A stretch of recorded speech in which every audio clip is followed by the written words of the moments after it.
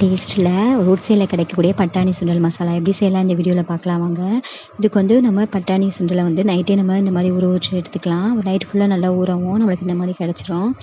இப்போ வந்து ஒரு குக்கரில் இதை சேர்த்துக்கலாம். கொஞ்சமாக உப்பு சேர்த்துட்டு தேவையான தண்ணி ஊற்றிட்டு இதை நல்லா 2 விசில் வரைக்கும் நம்ம வேக வச்சு எடுத்துக்கலாம். நல்லா வெந்துருச்சு. ஒரு மிக்சியில் 4 வெங்காயமும் 3 தக்காளியும் ஆட் பண்ணிக்கலாம். இது கூட ஒரு பச்சை மிளகாய், இஞ்சி பூண்டு ஆட் பண்ணிக்கலாம்.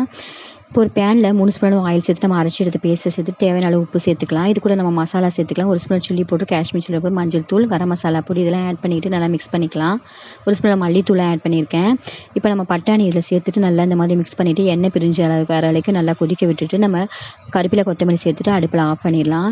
இப்போ வந்து நீங்கள் பூரினாலும் இதை மாதிரி நீங்கள் சைட் டிஷ்ஷாக வச்சு சாப்பிட சூப்பராக இருக்கும். இல்லை பானிபூரியில் இதை வந்து நம்ம தூளாக போட்டு சாப்பிட்டாலும் ரொம்ப சூப்பராக இருக்கும். கண்டிப்பாக இந்த பட்டாணி மசாலா வந்து ட்ரை பண்ணி பாருங்கள். பூரி, சப்பாத்திக்கு, சாதத்துக்குலாம் ரொம்ப டேஸ்ட்டாக இருக்கும்.